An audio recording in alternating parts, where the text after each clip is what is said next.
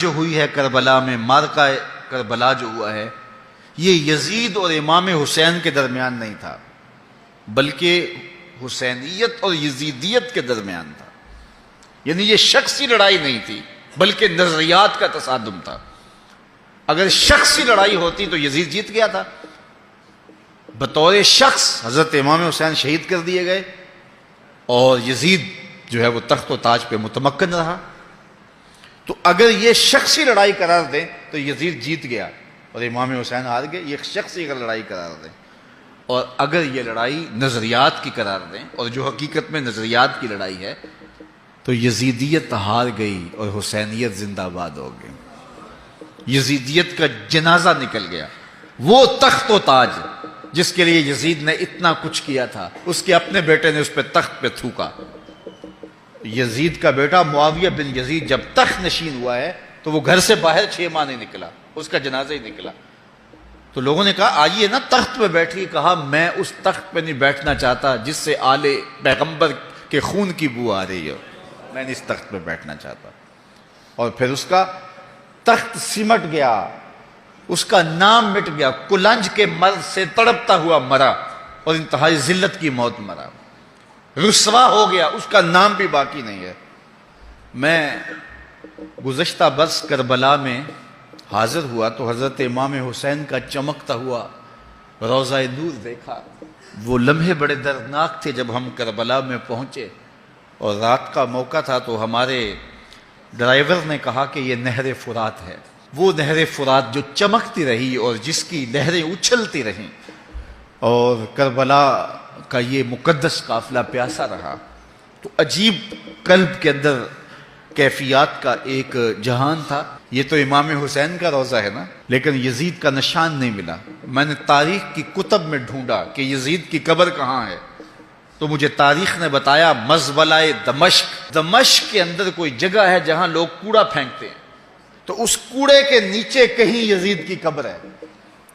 نشان بھی نہیں ہے کہاں ہے، لیکن اتنا پتا ہے اس روڑی کے نیچے یزید کی قبر ہے۔ یزید کی قبر مزبلہ دمشق میں، اور امام حسین کا قبضہ آج بھی کربلا پہ۔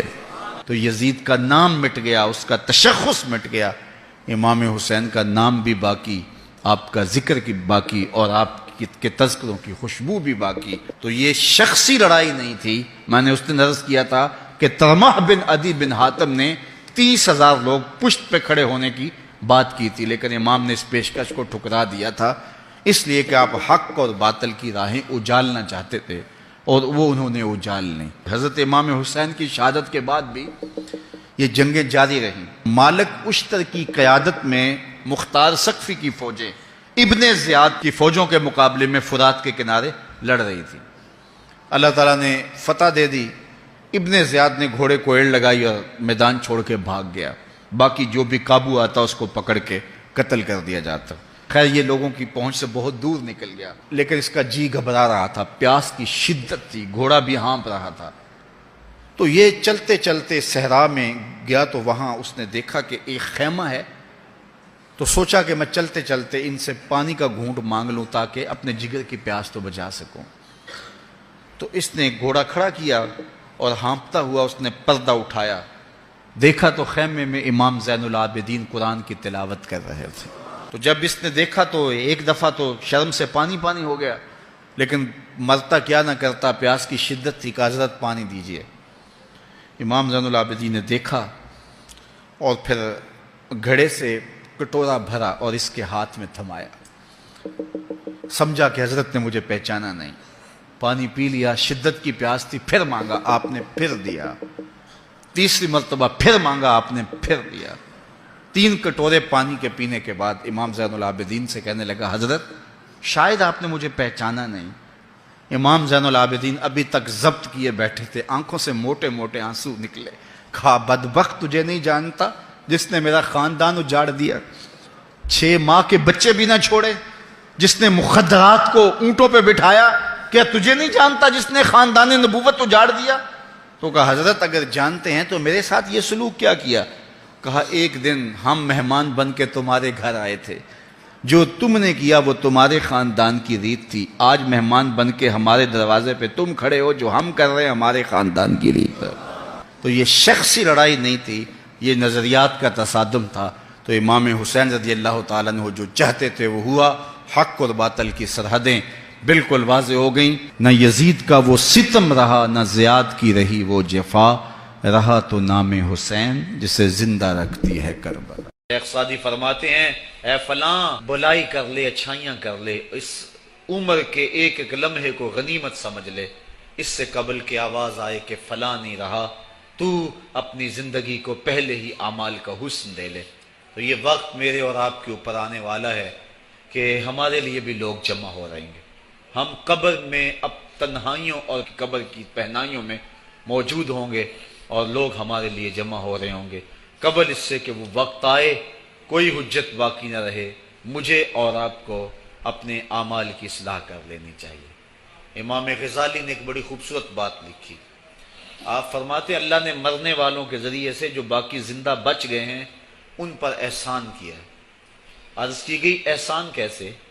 وہ تو دکھوں میں مبتلا ہیں، جن کا بھائی چلا گیا ان کا کلیجہ پھٹ رہا ہے، جن کا باپ چلا گیا ان کی دنیا اندھیر ہو گئی ہے، جن کی ماں چلی گئی ان کے سامنے روشنی کا کوئی حوالہ نہیں رہا ہے، جس کا بیٹا چلا گیا اس کی کمر ٹوٹ گئی، جس کا بھائی چلا گیا اس کے بازو ٹوٹ گئے، اور تم کہتے ہو اللہ نے مرنے والوں کے ذریعے سے جو باقی پسماندگان ہیں ان پر احسان کیا۔ یہ احسان کیسے ہے؟ تو امام غزالی فرماتے ہیں احسان اس معنی میں ہے کہ اللہ نے مرنے والے کی موت کو ان باقیوں کے لیے عبرت کا نشان بنایا ہے۔ اگر اس کی موت ان کے لیے عبرت بنا دی جاتی تو یہ کیا کرتا؟ تو اللہ تعالیٰ نے گویا ان کی موت سے اس کو ایک اور موقع سنبھلنے کا دیا ہے کہ وہ لوگوں کی، عزیزوں کی، رشتہ داروں کی موت کو دیکھ کر اپنی زندگی کی راہوں کو ٹھیک کر لے۔ یہ جو مرنے والے ہیں یہ ہمارے لیے پیغام ہے موت کا، اور ہم ان سے دیکھ کر اپنی زندگی ٹھیک کر سکتے ہیں۔ حضرت یعقوب علیہ السلام جلیل القدر نبی گزرے ہیں، بنی اسرائیل کے مقتدا اور امام نبی۔ آپ نے حضرت اسرائیل سے وعدہ لیا ہوا تھا کہ میری روح قبض کرنے کے لیے اچانک نہیں آنا، بلکہ پہلے کو قاصد یا پیغام بھیج دینا تاکہ میں موت کی تیاری کر لوں۔ جو کہ اچانک موت سے حضور نے بھی پناہ مانگی، اللہم انی اعوذ بک من الموت الفجات، اے اللہ اچانک موت سے تیری پناہ چاہتا ہوں۔ تو حضرت اسرائیل علیہ السلام سے وعدہ لیا تھا حضرت یعقوب علیہ السلام نے کہ قبض روح کے لیے اچانک نہیں آنا، پہلے کو قاصد یا پیغام بھیج دینا۔ انہوں نے وعدہ کیا تھا، نبی تھے، ان سے وعدہ انہوں نے کر لیا۔ کافی مدت گزری تو حضرت اسرائیل آ گئے، پوچھا کدھر آئے ہو؟ کہا قبض روح کے لیے آیا ہوں۔ کہا تم نے تو وعدہ کیا تھا پہلے کو قاصد یا پیغام بھیجوں گا، تم نے نہ کو قاصد بھیجا اور پیغام بھیجا اور قبض روح کے لیے آ گئے۔ حضرت اسرائیل نے عرض کی حضور میں نے تو کئی قاصد بھیجے تھے۔ فرمایا میرے پاس تو ایک بھی نہیں آیا۔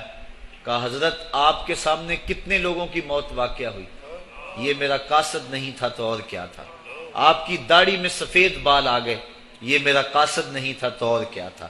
آپ کی آنکھوں میں سفیدی اتر آئی، یہ میرا قاصد نہیں تھا تو اور کیا تھا۔ آنکھوں میں سفیدی کا آ جانا، بالوں میں سفیدی کا آ جانا، کمر میں خم آ جانا، اٹھتے ہوئے جنازے، پھیلی ہوئی قبریں، یہ پیغام ہے، قاصد ہے موت کا۔ یا ایھا الانسان ما غرک بربک الکریم، اے انسان تجھے کریم رب کے دروازے سے کس نے دور ہٹا دیا؟ الذی خلقک فسواک فعدلک فی ای صورت ما شاء رکبک، جس نے تجھے پیدا کیا، تیرے اعضاء کو توازن دیا، تجھے حسن اور جوانی بخشی، تجھے چلنے کا سلیقہ دیا، تجھے بولنے کا طریقہ دیا، تجھے سوچنے کے لیے دماغ دیا، تجھے سماعتوں کے پردے دیے۔ آج شیروں کو تو نچا لیتا ہے، ہاتھیوں کو تو بٹھا لیتا ہے۔ اے انسان ذرا غور تو کر، اس رب کا شکر کر، کیوں بھول گیا اس رب کو جس نے تجھے پیدا کیا؟ اگر تجھے پیدا ہی نہ کرتا تو کیا کرتا؟